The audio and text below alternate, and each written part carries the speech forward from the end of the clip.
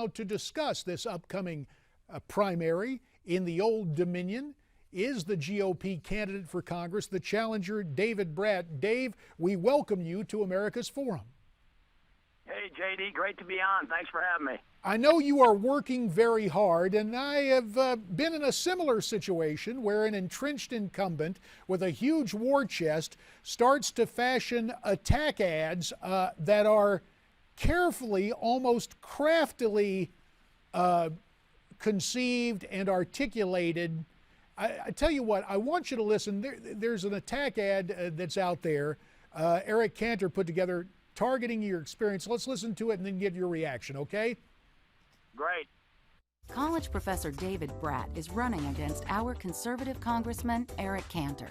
But Brat worked on Democrat Governor Tim Kaine's Council of Economic Advisors, while Kaine tried to raise our taxes by over $1 billion on cars, insurance, and income. Now, liberal David Brat is running for Congress as a Republican. Liberal college professor, Tim Kaine advisor, Republican? Come on, Professor. You've got to be kidding.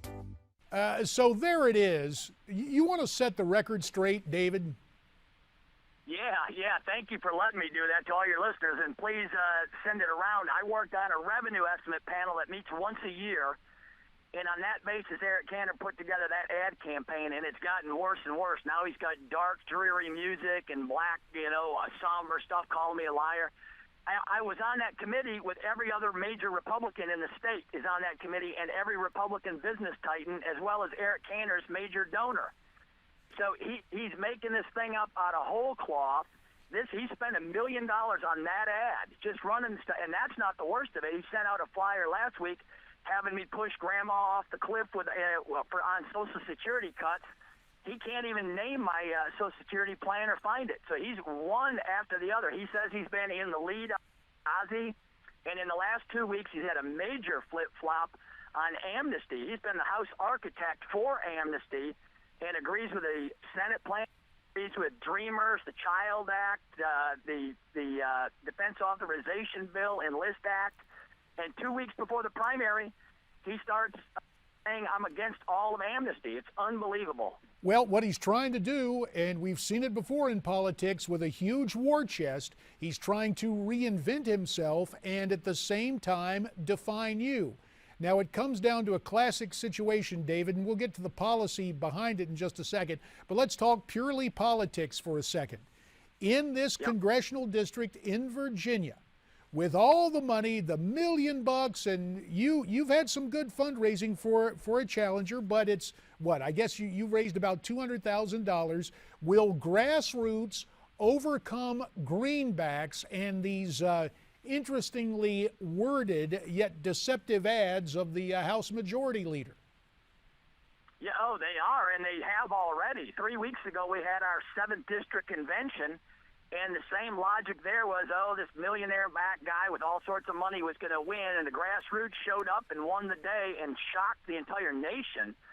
And so Eric Cantor's also been slating across the state, knocking conservative Republicans and Tea Party people and grassroots people out of their own party. And I'm running 100% as a Republican, right, on the Republican creed.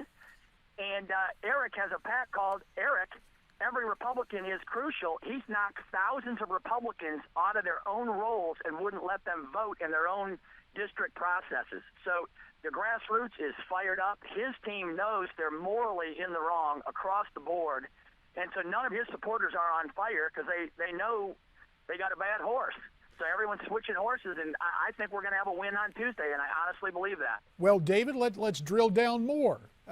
Aside from a candidate needs to be optimistic, but what are you seeing there across the 7th District of Virginia among Republicans that suggests that you're going to prevail in Tuesday's primary? We go door knocking to 100 homes.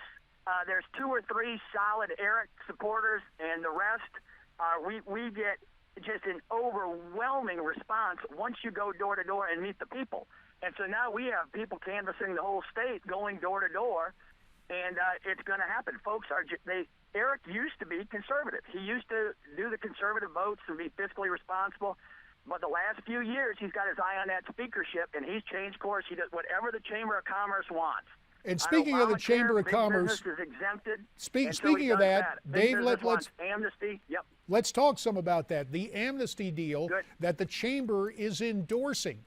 When you see Right. Cantor and the other so-called young guns, Paul Ryan and Kevin McCarthy, they were supposed to be such conservatives in 2010, you see all of them backing amnesty. What does that tell you about the House leadership? Well, it tells you they took the Tea Party leverage back then. Those people work like crazy to put them in leadership, and now they've totally turned their back on the people that put them in power. And it's unbelievable. So the people are rightly ticked off. And now these guys are just giving in to the guys with the big checkbooks up in D.C. on every issue. Obamacare passes. The Chamber wants Common Core, No Child Left Behind, cheap labor, whatever they want. And then the Chamber, you'll notice, they do not care about reducing the debt and deficits. That's not in the top of their list. So The American people are footing the bill for everything, and the businesses are getting cheap labor and tax credits. And meantime, we've got a depressed economy, a lot of Americans looking for jobs. You want a new job in the Congress of the United States.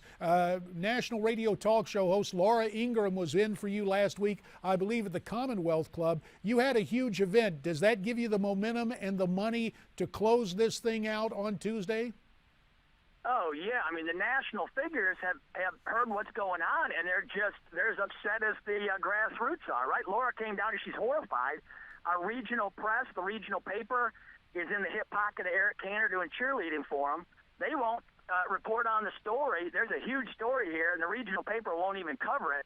So Mark Levin's on my side, Ann Coulter's in. Laura Ingraham was just phenomenal, knocked it out of the park. She's passionate about amnesty, rightly so. We got Glenn Beck, Doc Thompson, and this isn't, Eric Cantor's calling me a liberal, and I have the best conservatives in the country backing me.